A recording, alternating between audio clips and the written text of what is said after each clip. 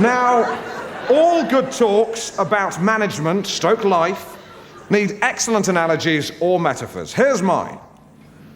This is Alan's egg. What does it mean? Well, I'll tell you. Now,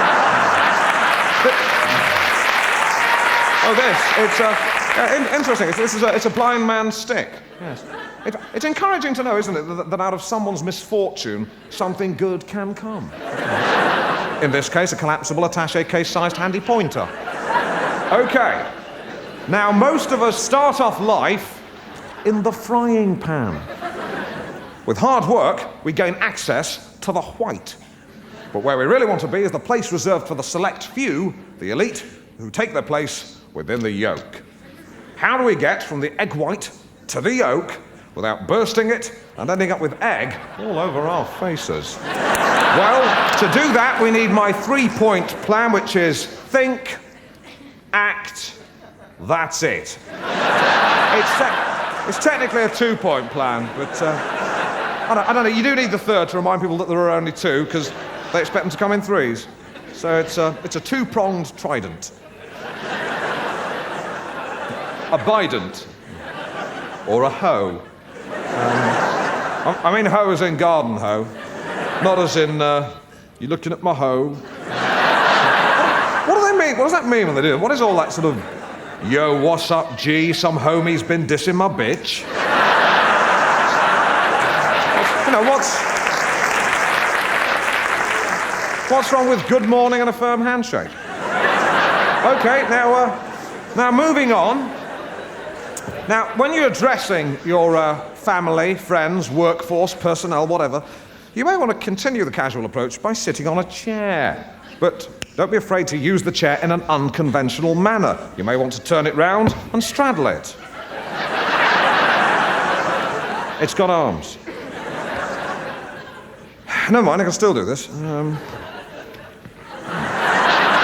we go. So, a football coach giving a pep talk to the team at half-time may very well straddle a chair thus, and roll his sleeves up and say, hey you, pass the ball to him, and then score a goal. I'm paraphrasing. It shows there's something of the maverick about you. You're prepared to thwart convention, prepared to break the rules, certainly as regards seating. Something you just want to put on your wish list. Wait. No, it's fine.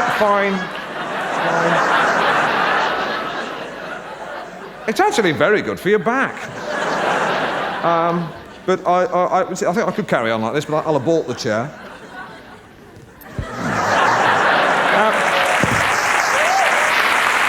Okay, moving on. Picture of a goldfish. What does it mean, Alan? That's what you're thinking, not me, I know. Need a volunteer from the audience for this. Let's see. Sir, you there, do you want to come up and help me illustrate this point, if you'd be so good? Leave your jacket there, you won't be needing that. Quick as you like. Hello. Just follow me here. Just stand about here. Stand there. Just stand there. Perfect.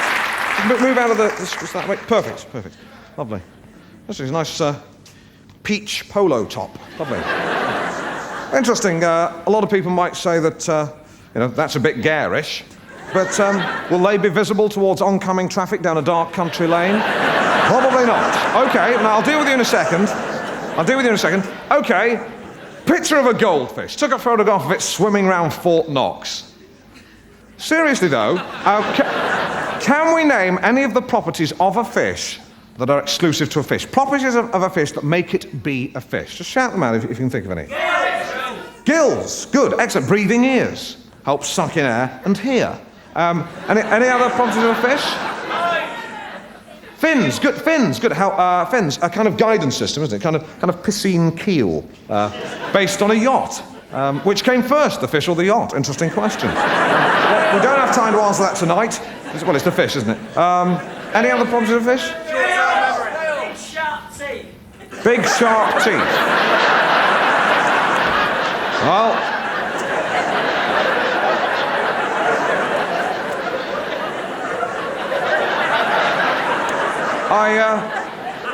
I think you know you're wrong, don't you? I think you're shouting out that to have a bit of fun. And That's fine. But this is the work section. Made that clear. Any other properties of a fish? Gravel. Gravel? Okay, all right. Now, hang on. I'm going to deal with this. You've thrown down the gauntlet, haven't you? And I'm going to pick it up. Because you clearly, by shouting gravel, are trying to be anarchic. I know, perhaps you're a member of Chumbly Wombly. Men in skirts doesn't frighten me. Although, were you to wear a skirt, I suspect the real reason you'd be wearing one is because you quite like to wear them. Any other properties of a fish? Pardon? Batter. Batter? Oh dear. You know, you probably think, don't you, that when you go home tonight, all your mates will be saying, if you've got any, will be saying, hey, Baz, Faz, Gaz, Daz, whatever your name is. He was really great tonight. When Alan Partridge was trying to illustrate a serious point about a fish, he shouted out batter. Isn't he big? Isn't he clever? I don't think they'll be shouting that. I think when you walk home tonight, there'll be a rather embarrassed silence. Okay? Now,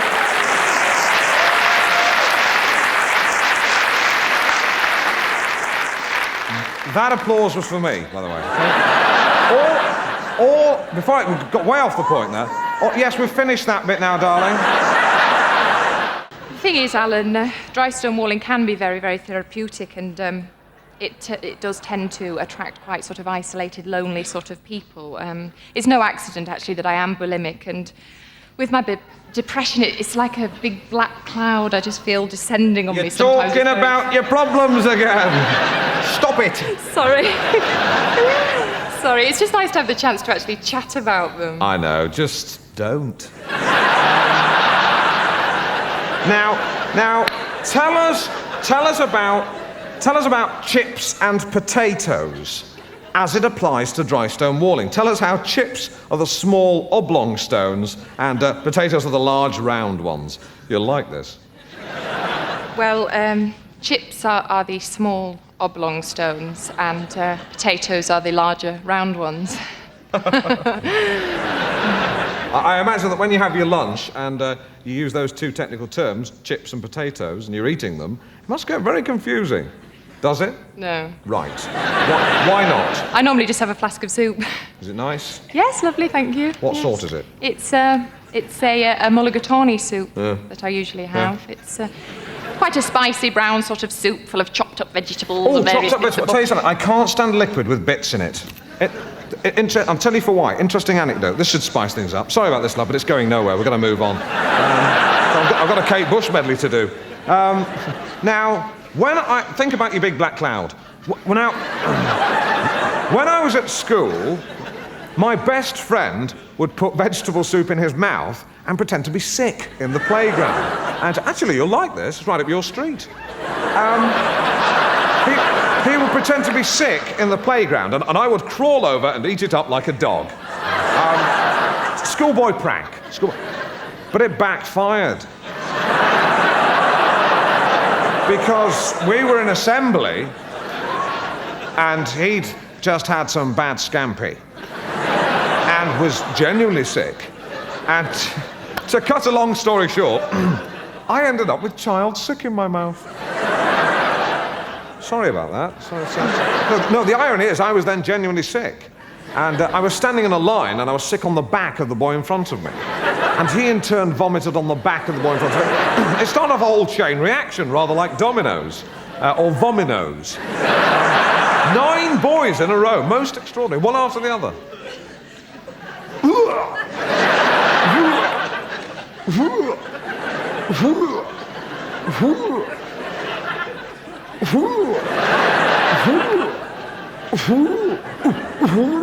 I remember the last one had a kind of double kick.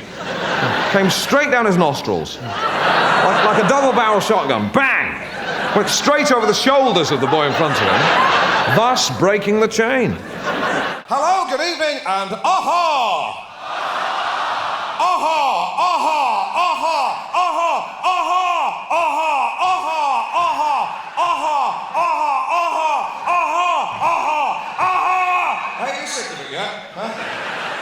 not, it doesn't bother me. Yes, good evening and welcome to Alan Partridge will rock you into Forward Solutions with Whiskers. What happened to the thunder flash? That's supposed to blow up when I point at it like God. And then I was going to say Alan Partridge will rock you into Forward Solutions. What? Yes, with Whiskers. I'd like to start by thanking my dance troupe, my cheerleaders, Hot and Pot, collectively known as Hot Pot. There used to be 3 of them. They were known as Hot Pot and Red Cabbage. But due to the credit crunch, I had to let Red Cabbage go. There they are. Hello, girls. Getting changed. Oh, saw your bra. They don't mind. Really? Okay, I'll go over here. Bras are interesting, aren't they? They used to be all lift and separate. Now it's all squash them together. Make your minds up, girls.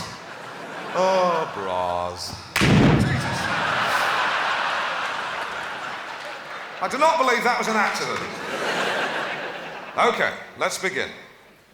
Let me start by taking you back in time to late August. I was sitting on the teak veranda of the Admiral's Cocktail Lounge in Bournemouth. You won't know it, it's members only. As I was sitting there, sipping a cool glass of white wine, sandwiched between Monty Don and TV's Alistair Stewart from Police Camera Action. And I remember thinking to myself, Alan, you crazy mofo. It doesn't get much better than this. I remember Monty was refilling my glass with a crisp Australian white. He's always got dirt under his fingernails, Monty Don. I don't mind, he's a gardener. Yeah. You see the same thing on the Pet Shop Boys, and it's a little bit unsavoury.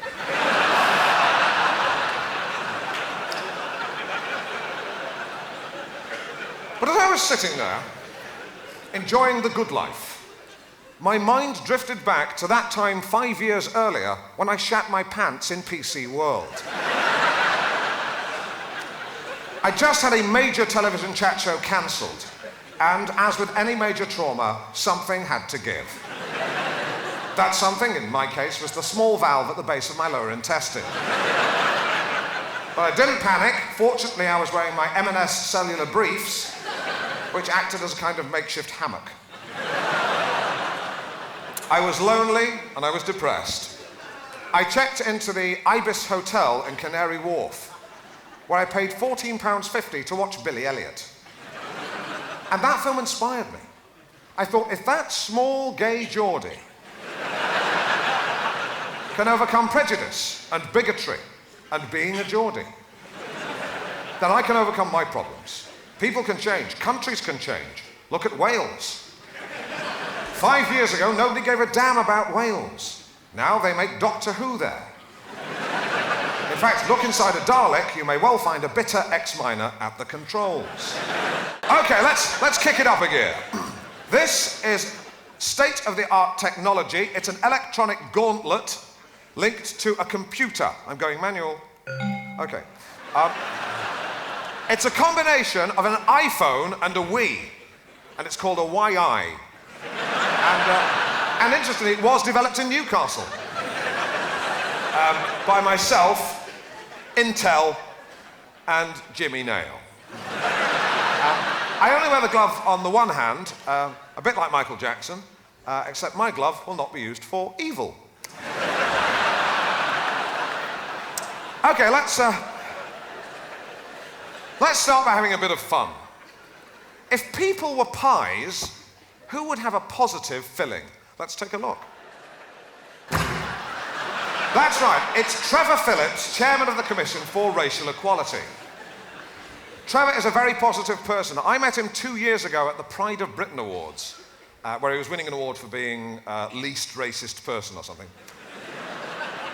And afterwards, after the ceremony, he'd had a couple of drinks. And actually, I think I'll do this. Actually, that's a bit weird. Yeah, he'd had a couple of drinks, and Trevor made some pretty derogatory comments about the Welsh. And I said, hey Trevor, give that award back.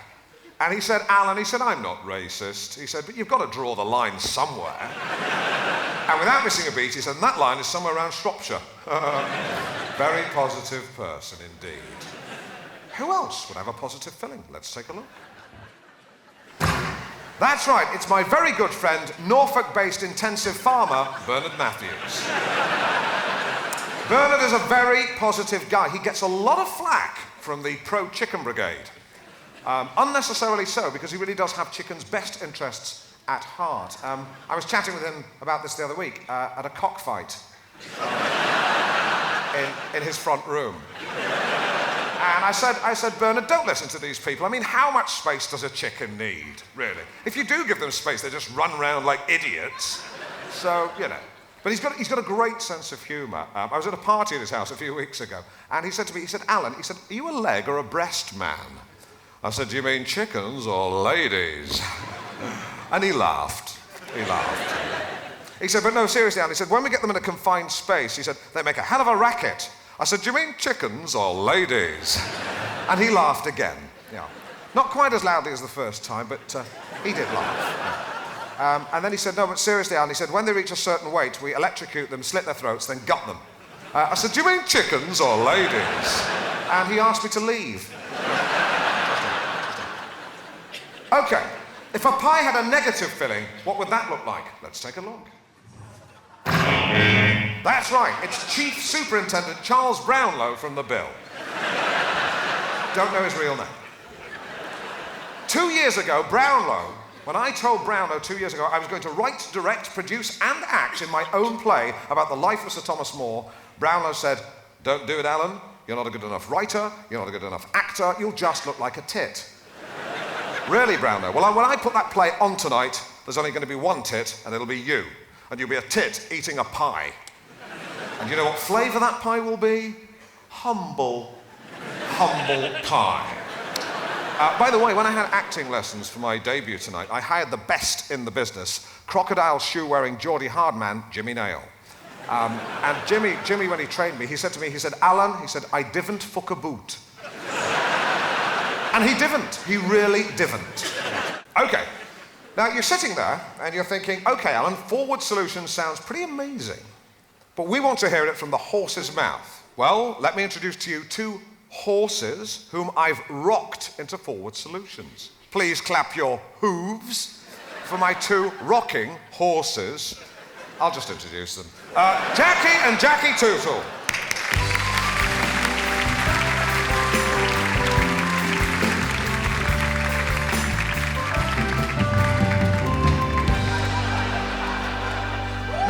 Now, Jackie and Jackie Tootle. A little bit confusing. Presumably, you're Jacqueline and you're Jack. No, we're actually both christened Jackie. That's hilarious. But to avoid confusion, what I'd like to do is refer to you as woman and you man. Now, woman. You were one of the first people to embark on my Forward Solutions programme, weren't you?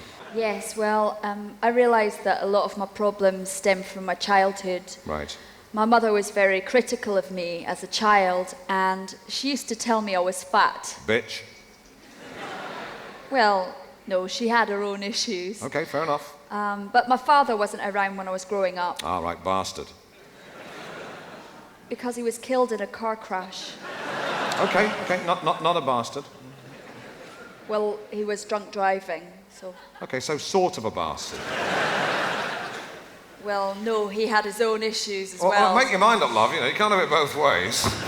Well, my therapist says I can, actually. Yeah. Carry on. So, Yeah. that was my best start in life, as you can imagine. Right, sorry. Sorry, I've just pressed a button here by mistake. Sorry, I'll just sort that. Keep going. Sorry about that. I'll just sort this out. So that wasn't the best start in life. Okay. And then I met Jackie, who's the love of my life. Yeah. And as well as us both being called Jackie, we both actually have an allergy to dairy, which is quite unusual, isn't it? And you know, we have to avoid milk, of course, and cheese, and all sorts of lovely things. Pizza, for example. But if we do have any milk, it does mean that we don't get a bit of that rash, and at worst it can actually make your face puff up and stops you from breathing. So we do really have to avoid any type of milk, and we have to limit our diet. Unfortunately, our little son George has a condition, and it's a lot more severe for him. And he likes to tell his party, as kids do. He did have some milk chocolate offered by another child, and he did actually have quite a severe allergic reaction. And it put him in hospital, which was terrible for us. I mean, he did. It sounds amazing, it really does. Here comes my queen. Catherine of Aragon. Yes. Most handsome woman. I think she has some hair on her top lip. Really? I've never noticed, honestly. No, I can feel it when I kiss her. It's almost as if she has... Don't say whiskers. Keep going. I only have eyes for Anne Boleyn. She has me spellbound. But the king is married and the church will not allow a divorce. Silence, Sir Thomas. She comes hither.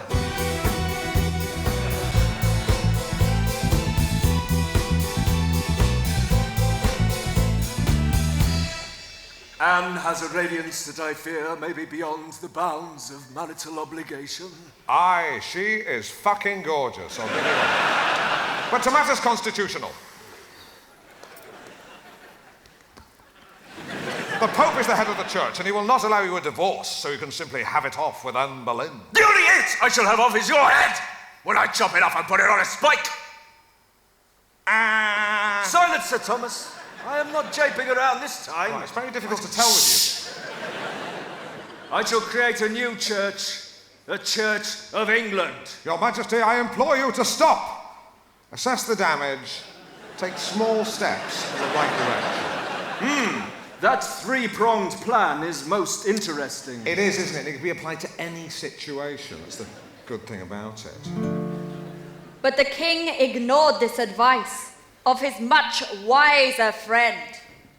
He made himself head of the church and married Anne Boleyn. Thomas, why wilt thou not accept me as head of the church? I do not think it is a forward solution. Put down that bloody lute! Right, I'm just tuning it up. Chillax. Why do you defy me? I do not think His Majesty is thinking with his royal head, but rather with his regal Thomas. cock. Thomas! And you're not the head of the church. Thomas! You've been a dear and trusted friend, but I will not stand for this treason! I have a message from the Pope. Lay it upon my table. Christ. Fuck.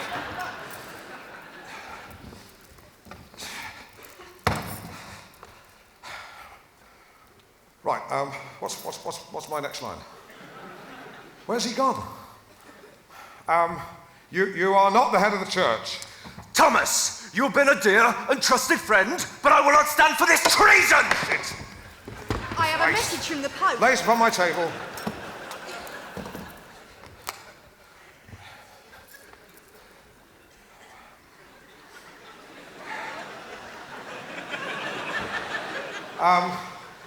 You're not the head of the church. Thomas, you've been a dear and trusted friend, but I will not stand for this treason! I have a message from the Pope. Lay it upon my table. That's the last one. Right, we're stuck in a loop. Your Majesty, we spoke of this matter at great length. Where did we have such a conversation? I cannot recall. Why, at Hampton Court in the car park? No, the gift shop. No, the maid. Thomas! Stop jabbering! Oh, sorry. I see you are thinking of asking me not to condemn you to death. Cheers. Please don't condemn me to death. Silence! I condemn you to death! No, I'll leave that there. Right, shall I just go to the Tower of London? Yes, that's okay. Good morrow, Your Majesty.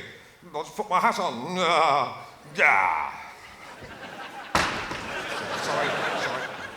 Take him to the tower! Unhand me! I'm Roger Moore. Oh, shit, I've done it again.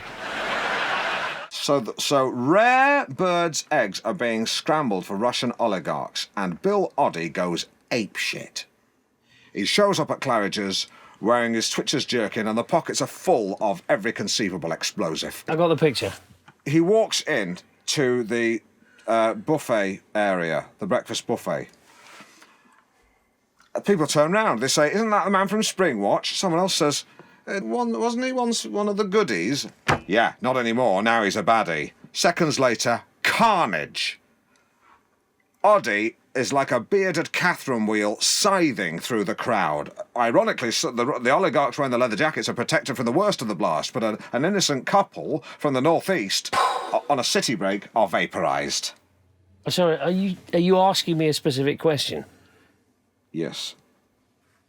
And that question is if an RSPB neo-fundamentalist was radicalised, Oddie sacrificed himself, the rest of them holed up in Wookey Hole and I was sent to neutralise the threat, how would I proceed? Simples. You really want to know? Yeah, let's hear it. Hand-to-hand combat, commando style. Do you mind if I stand up? No, please. Take the floor. Take the floor. The floor is yours. You have the floor. So, in Special Forces, we're given licence to use bespoke techniques, improvised weaponry, that sort of thing. My favourite for hand-to-hand combat is this brass knuckle, which I've adapted.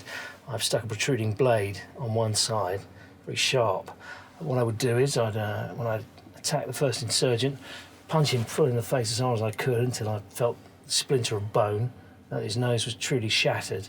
And then, as he's toppling backwards, grab hold of him with your right hand and bring my hand back with the blade like an arc across his throat, severing one or preferably both of the carotid arteries.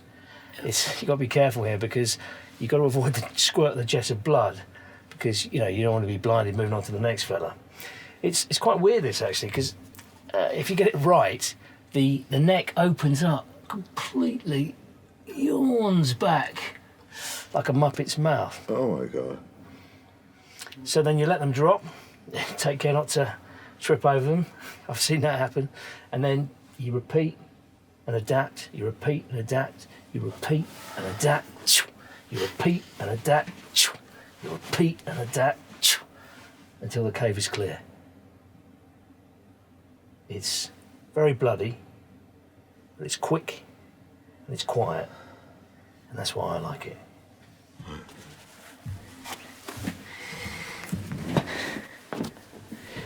Any questions?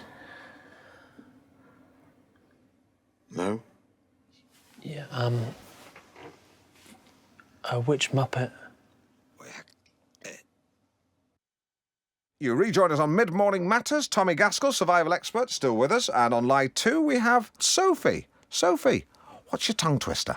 Did that man hurt the Muppet? No, love, he didn't hurt any Muppets. He simply dispatched some terrorists from a radicalised RSPB in Wookey Hole. It was simply that when he slit the throats of the bad people, they resembled the mouths of Muppets. Hope that answers. Did they get better? Did they get better? We cleared the cave. No one survived, Sophie. He cleared the cave. And when the man hurt the other men, did the man feel bad? Did you feel bad? It's my job. No, he didn't feel bad, Sophie. Yesterday's quick-fire phone-in only yielded 3 calls. My mistake. I think panel beating was too narrow a topic. So today we're going to open it out with the question, what is the best thing? What's the best thing of all? So far we've got Sky Plus, a cup of Brazil nuts, that was amusing, livestock, valid, and wet wipes. That was a fascinating call from an elderly lady in Hempton. Let's have some more. Line 2. The first smile of a newborn. Who could not like that? Who could not like that, though? Herod. Yes, Herod. That's right, because he was a baby killer. He enjoyed... Yes, he killed lots of babies. He did.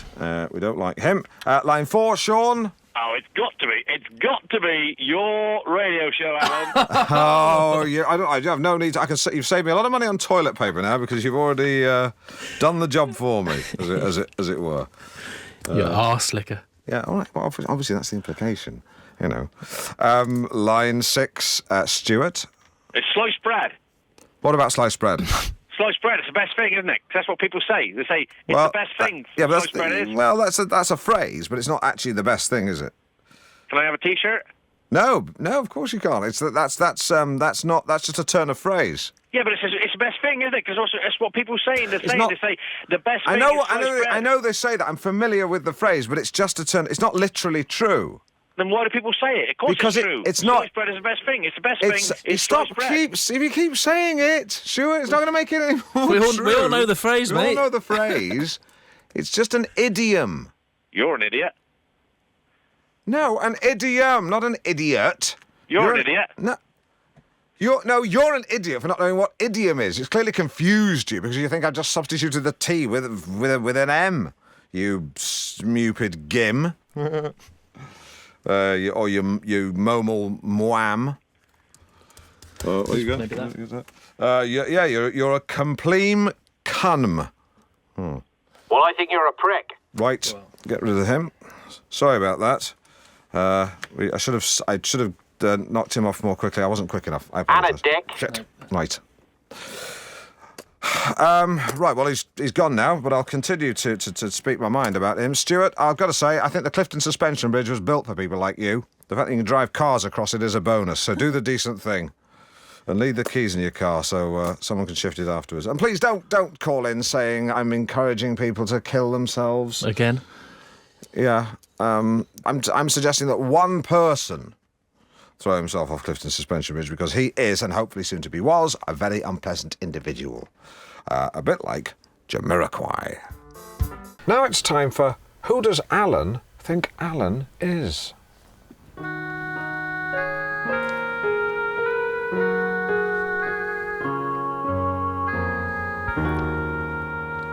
Who do you think you are? Just to explain, the sense of that line was not properly explained to the voiceover artist before she went into the booth. By the time I found out, she was already in a cab. Complete waste of 30 quid. She sounds like she's been touched on a bus. My main guest today is one of the genealogists from BBC One's Who Do You Think You Are? Please welcome Henry Spring. Hello. Our journey begins with your great-grandmother, Annie Partridge. Do you remember her? I do, Granny Annie. She died when I was a toddler. She used to make me chucky egg. Egg and butter chopped up in a bowl. You can add that to your files. Send it to the boys at WDYTYAHQ. Who do you think you are, headquarters? Oh. Well, like many women of her time, she was a stay-at-home mum, wasn't she? She was unemployed, yes. But what you might not know is that if we delve one generation further back, we find she had an aunt who lived quite near here, so that would have been your great-great-aunt. It's fascinating. Please tell me more. She lived in a semi-detached house in Sheringham at the very end of the 19th century. That must have been one of the first semi-detached houses in Norfolk. Not in Norfolk, but it may have been one of the first in Sheringham. But that's still fascinating. It sends a shiver down your spine. Do you want me to get you up? Rest in peace. Great aunt. What's her name? We don't know. We just have the initial E. Rest in peace, Mrs. E. Was she married? We don't know that either. Well, rest in peace, E. Partridge. What was the joke you were going to do? I was just going to say, shall I go and get you a hot water bottle when you said you had a children in your spine? Oh, yeah. No, that's good, yeah. I think I was right to stop you there. Oh, yeah. Henry, I'm right, am I not, that my distant relative was involved in perhaps one of the most important pieces of town planning that Norwich has ever seen? Well, he worked in the Office of Town Planner. Changing what was Deering Square into what is now Deering Lane. They effectively made it a thoroughfare, yes. I mean, it's amazing. I mean, the number of times I've parked on that road. Never knew.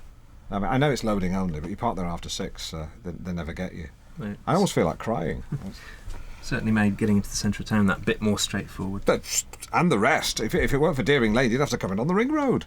I mean, it's just amazing that an ancestor man had to wrestle with that awful decision. I mean, on the one hand, the square gave people somewhere to sit, a respite from the frenetic pace of life in Norwich. And yet on the other, I mean, direct access to Hobbs Road must have been like the promised land to civil engineers, cutting journey times from the east half of the city in half. It was caught between a rock and a hard place. It must have been ruddy hard. I sent a shiver down my spine. Another one. That's the second one in half an hour. I almost feel like I should get a hot water bottle to reheat my spine. I love that advert. What giving them away. OK, time for some more calls on... What is Alan firing his friend's air rifle into? That sound again. And again. Line 10, what am I firing my friend's air rifle into? A sandwich. Wrong, line 3. The future? Are you on an E? Line 6. Dunno. Did you call earlier? Yeah, I did. Unbelievable. Line 4. Chop, chop, the nurse is here. What the hell's all that about? No idea, mate. Seriously, what? might have something to do with me. Why? It's to do with something I did on the on Branning's show last night. Well, let's hear it. Move on. No, let's hear it. Move on. Let's hear it.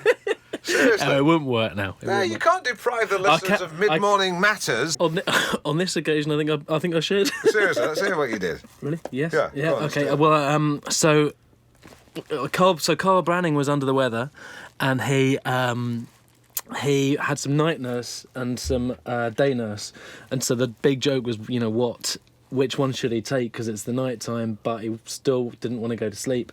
And then the callers started. It's like the later night, the callers are a bit more sort of zany, so they start calling in and with the other suggestions for nurses and people. And anyway, the point was, someone called in about a mental nurse, and then I basically was then a mental nurse for the next hour, just doing a stupid character about this nurse who kind of scuttles around the wards and is like putting milk into the drips and things, and she's just like toppling people out of beds, and I don't really.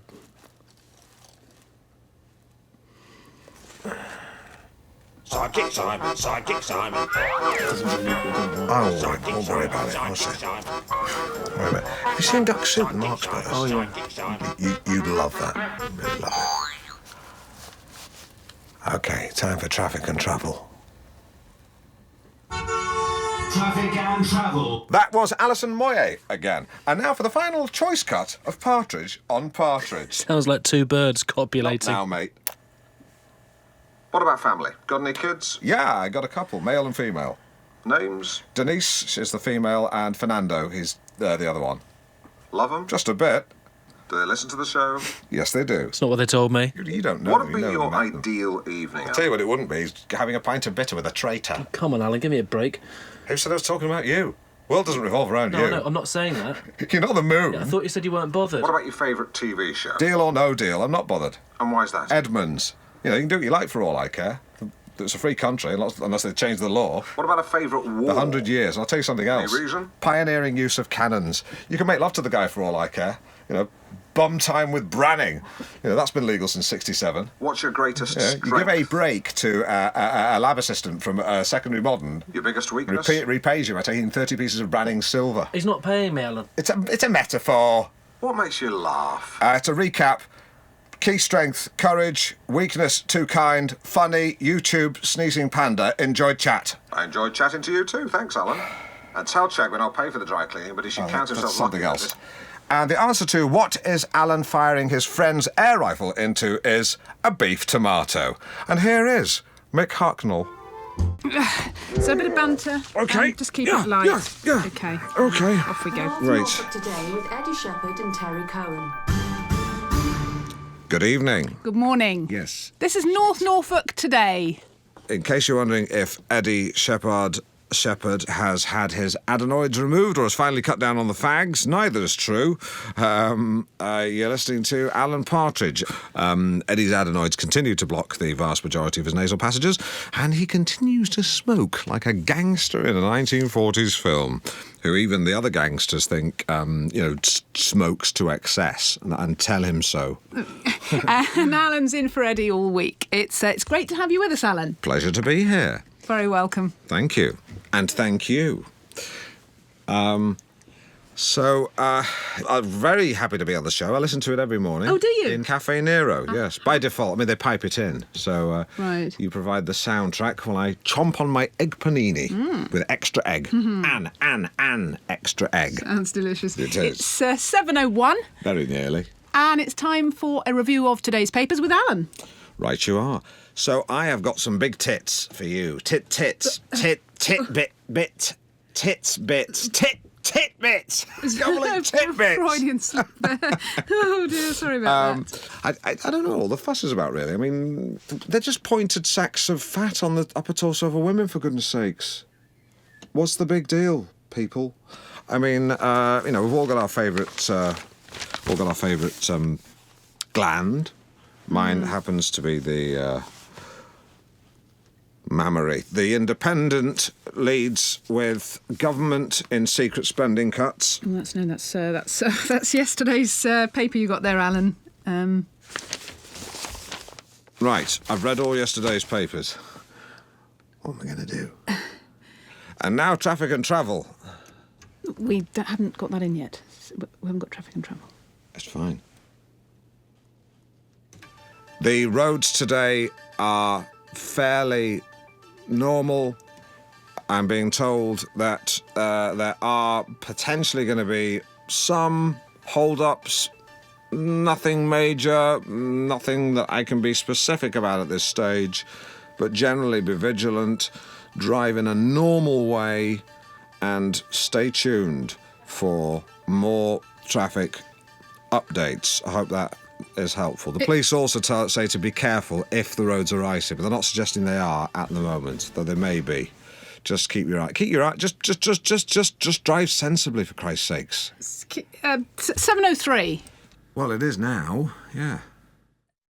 So, a quick email here from Samantha, who says that she has fat arms. Oh, Samantha. I mean, a lot of people, so many of you, have a fixation with physical perfection these days. It's because we're bombarded with images of size zero models, an impossible ideal to attain. It is, absolutely. Samantha, I'm sure your arms are absolutely fine. She's got an attachment here. So, oh my God, they are vast. Wow. Alan. That's...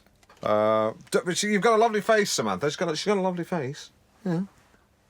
I've got to send this to Jonathan Ross. OK, and, we've got a letter here from Lucinda. Lucinda says, I'm 45, but I'm going out with a 23-year-old man.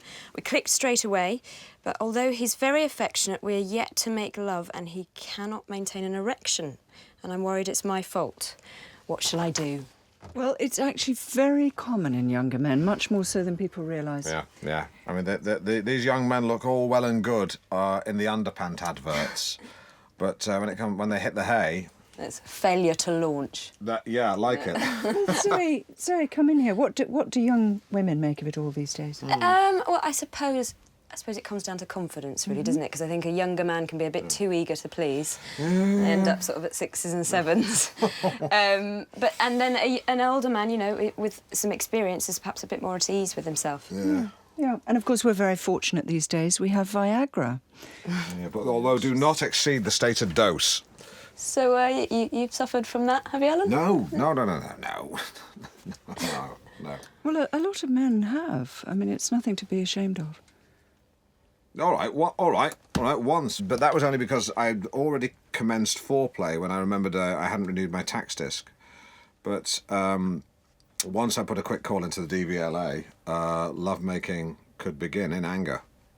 I think it's all about making sure the conditions are right, getting the mood right, the atmosphere. Oh, sure. I mean, I'm not going to be embarrassed about this, seeing as we're trying to be grown up about this. There have been times when I've been more rubbery than turgid.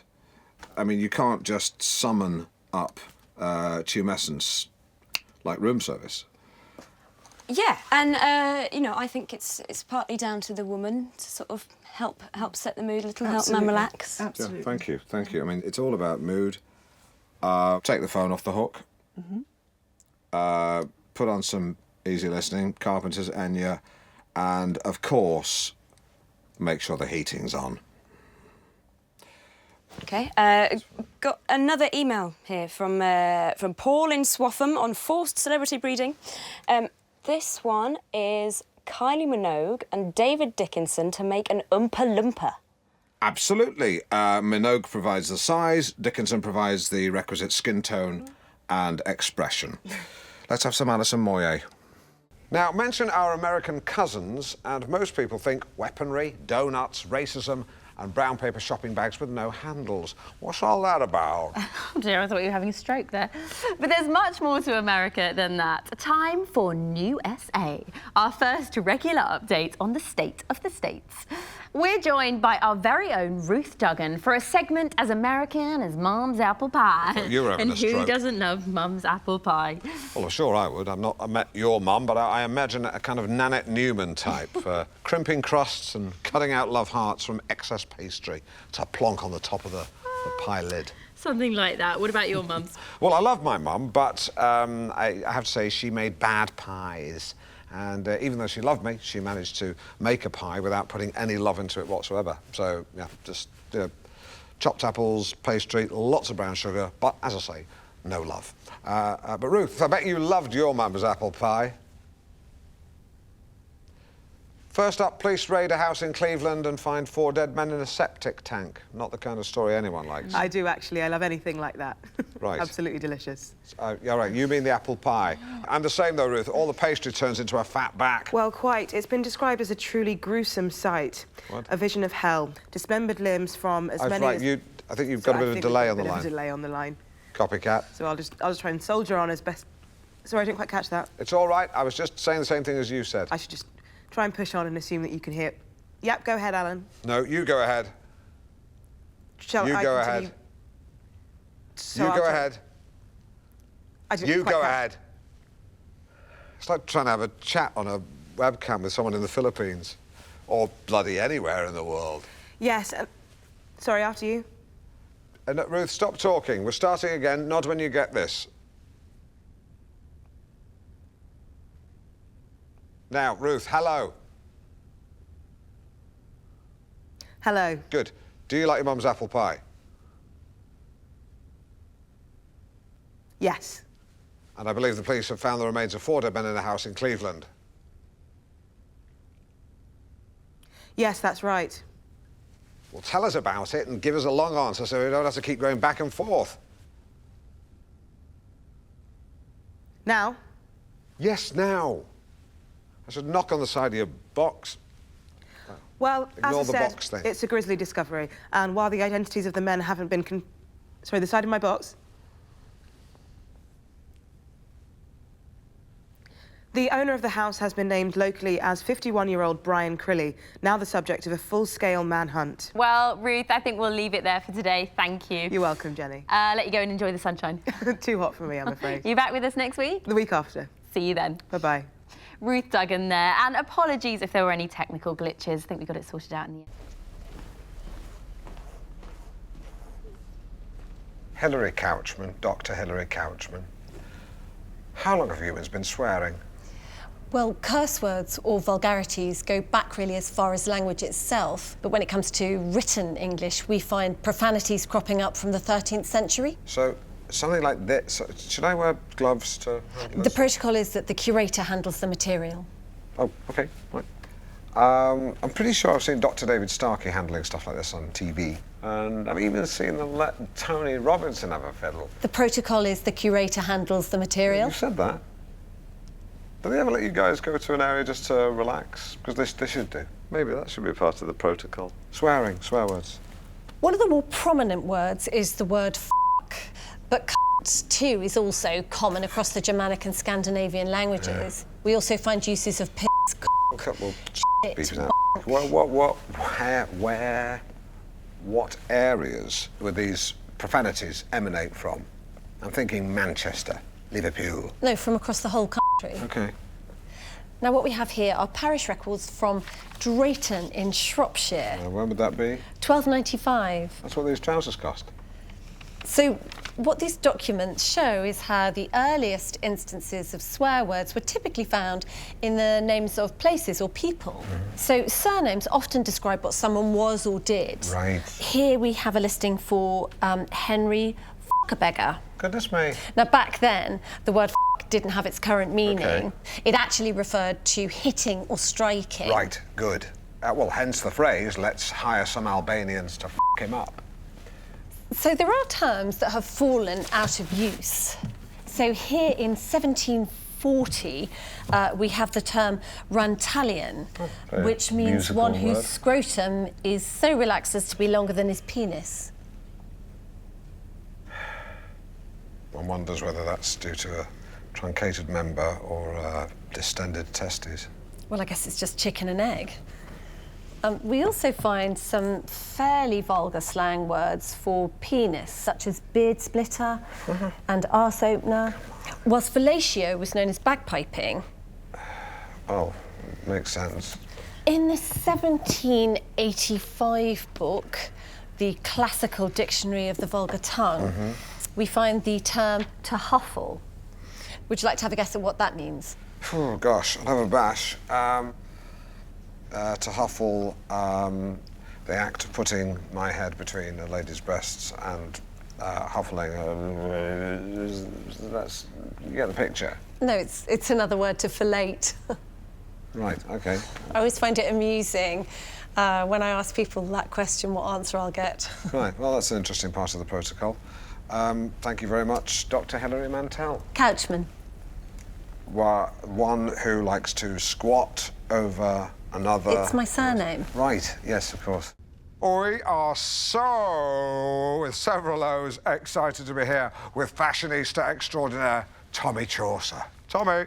Hi, and excited is right, because today is all about the skirt. After 2 years of heavy tailoring with all manners of trouser, baby, the skirt is back. OK. So cop a feel of these. Now, our first skirt is a circle skirt, modelled by the beautiful Kirsty. Hello. Just £65. She can't be. Oh, you mean the price? And it's a skirt that's an expression of joy. It's summertime, it's good times, it's light, it's airy, and it's fun. It's a happy skirt, Yes. isn't it? It's very elated. It's over the moon. It is. It's chuffed to bits. Can't wipe the smile off its face. It's billowy. Like a windsock. Like a windsock. Or like a tent. Yes. A marquee, wedding marquee, like maybe. a big wedding marquee that's not been moored properly. That's right. And you can see exactly what the skirt does for Kirsty's posture, the way she walks, the way she holds herself. And wow, Kirsty owns it. Really? Oh, well, thank you for bringing it in, Kirsty. I mean, she makes it work for her. Oh, totally, yeah. I mean, Simon. Yes. Say something. It's got a beautiful silhouette. Yes, I mean, it is a great shape. It really is. I would also add that it's comfortable, modest, and good for Sunday best. Useless. And it's got 2 poppers, so you can adjust it if you do change in size or once a month, possibly. Because when a woman enters the menstrual stage of a feminine cycle, she will swell around the tummy. So let's bring out our next gorgeous girl, Julia. Julia! Now, this is a Dirndl skirt. Now, this I love. It's shaped like a bell, concentrated around the waist, around the hips, and this one is very on trend. It is like a stripy bell with her legs as the hammer. Feel the fabric, Simon, then talk about it. Really? Yeah. Yeah. Have a feel. Feel the fabric. Yeah. Decent. Yeah? Exactly, and it's decent bit of skirt. So, no, sorry, I take that back.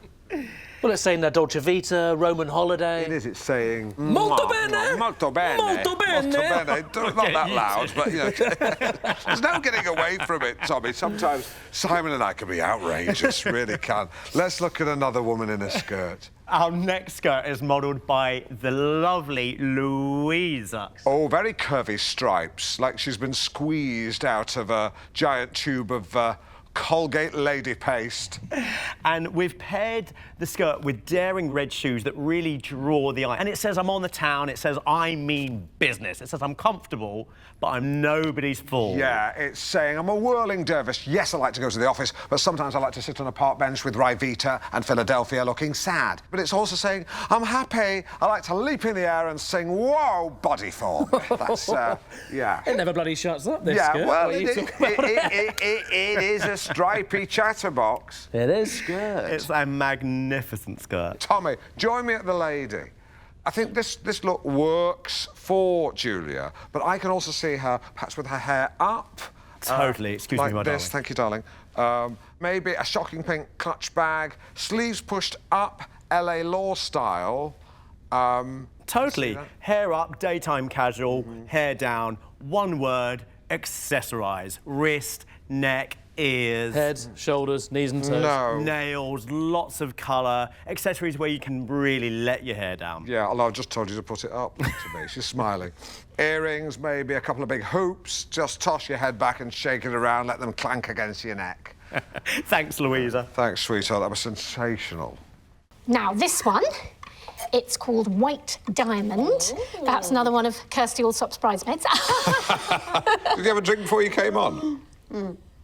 It's champagne, lime cordial, big slug of Cointreau, white grape juice, and egg white. Like poached egg? Oh, no, it's raw. For God's sake, Rosie. What? You can't eat raw egg. It's a raw egg, No, Rosie. it's a common ingredient. Sorry, just a disclaimer, please don't try this at home. Rosie's attempted it here, but in controlled conditions with first aiders on hand. Please cook your eggs. Be safe. Be egg safe.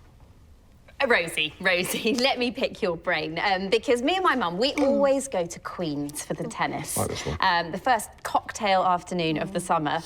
What would you make for that? It'd have to be a rosemary champagne fizz. So gin, grapefruit and champagne. It's English, it's fun, it's summer. Those are the new cocktails, but what about the classics? Rosie, what do you think is the most popular cocktail in Britain? Espresso martini. Alan, what do you think? Mine's gone blank. Shandy. Well, we hit the streets of Nottingham to find out which came out on top. And we're off. That was great. Oh, really, it's okay. Smells of stuffing. Oh, it's you. Just to say, I've looked into the annual reports, and it turns out Jenny earns slightly more than you. Okay. It's to do with the way the deal is structured. It's an accounting quirk. Okay. It's only about £200, but it just means she's higher than you in the list of the BBC's best paid presenters. Okay. Are you okay? Okay, I'm okay. So you're in a bit of a pickle. You want more, but you don't want to complain because women have got a bit big for their boots. Yeah, all right, Lynn, that's for the car, but thanks for the intel. Have a white sparkle. Okay, places, people. You like egg, don't you? And we're back in 5, 4. So there we have it. The mojito is Britain's favourite cocktail. And Rosie, you're making us one to end the show. I am. Now, the secret to a good mojito is not to overdo the mint. So, it's lime juice, sugar, a little mint, they're already in the shaker. Go on, make it then. And, yes, a handful of ice and a good slug of rum. Oh, I love rum. And then you give it a good shake.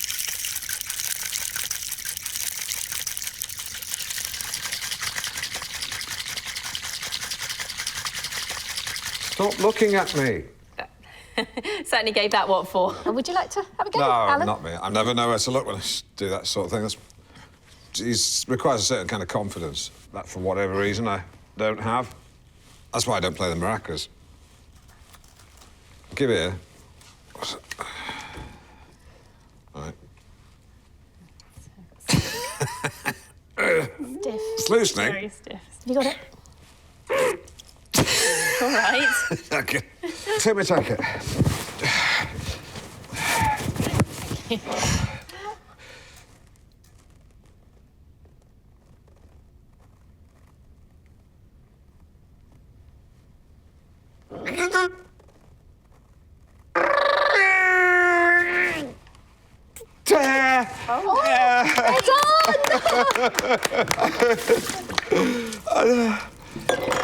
I don't know why I did that. Rosie, thank you very much for joining us. That was great. It was great. It was really great. What are you doing with my jacket? Sorry for bollocking you before about the raw egg thing. But don't do that again. Oh, and I believe Simon has an email. Simon. So, drama therapy. It's therapy that uses role play to help people work through difficult or challenging situations. Well, like therapy, good drama encourages us to look inside. It helps us to understand our own behaviour and deal with emotional issues. In fact, Simon was telling me earlier that Aristotle coined the term catharsis to describe the healing we experience through drama. Hubris, nemesis, catharsis. Well, it's all Greek to me. Thought I'd do the joke this time, seeing as Simon was being a bit serious. But But what kind of problems does drama therapy help to confront? It's very versatile. Marital strife, workplace disagreements, psychological trauma. Drama therapy is not always easy. It can be very challenging and sometimes tearful, but it should always feel welcoming. I think you just described the pub quiz I go to. You see, you should be saying this. Farces. Now, I believe we're going to see some drama therapy in action. That's right, Jenny. Over here we have two actors, Daniel and Louise. And in a typical therapy situation, they would play out scenarios that couples can try themselves. Right. Now, in this scenario, Louise thinks that Daniel is emotionally closed off, but Daniel feels that as he's getting older, he does need more space. Guys? And you wonder why we never resolve anything. It's because we argue, and then 5 minutes later, you get upset and I have to back down. No one's saying you have to. But that's what happens when you play that card. It's not a card, Daniel. It's how I feel. Just because you're a closed book doesn't mean I have to be. What am I supposed to say to that? You should tell her that... Sorry, that's... No, that's fine. Do you want to jump in? Oh, me? God, no. Yeah, no, please do. Step in for Daniel. No, it's just... I've not acted for quite a while. Oh, I'm sorry. I hadn't realised you'd acted. Oh, yeah, I mean, just with North Norfolk players, a bit of acting, producing, directing. Most recently, A Few Good Men. Oh, so, amazing. What part did you play? The Jack Nicholson role, so Ooh. yeah, a bit of a tough act to follow, but I just tried to do it sort of, you know, like the truth. You can't handle the truth. Yeah, so I sort of went higher, and then I did the scoff at the end, which I don't think Nicholson thought of, so... Well, how would you feel about having a go at this scene? Yeah, sure. Why not? Oh, great. OK, Daniel, you step out. Louise, you're in the kitchen, you're making dinner. And Alan, start a conversation when you're ready. OK.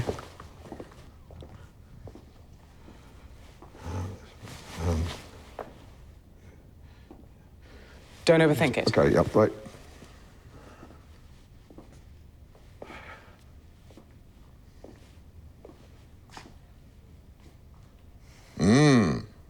Smells good.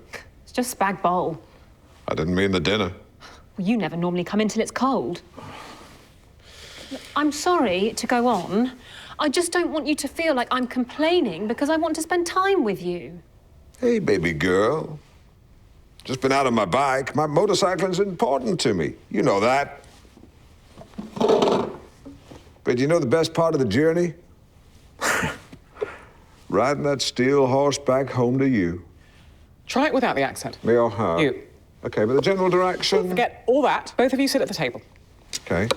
Now, let's just pretend that she's your actual wife. Yeah. Look, I wish I could spend more time with you. See, I hear you saying that, but I don't feel it. Then we'll figure something out, but you're going to have to stop going on at me. I'm sorry if I've got a gift that people enjoy and I find very satisfying. I'm sorry that you don't have that because for some reason God didn't give you any talent. Shall we stop there? Yeah, that felt good.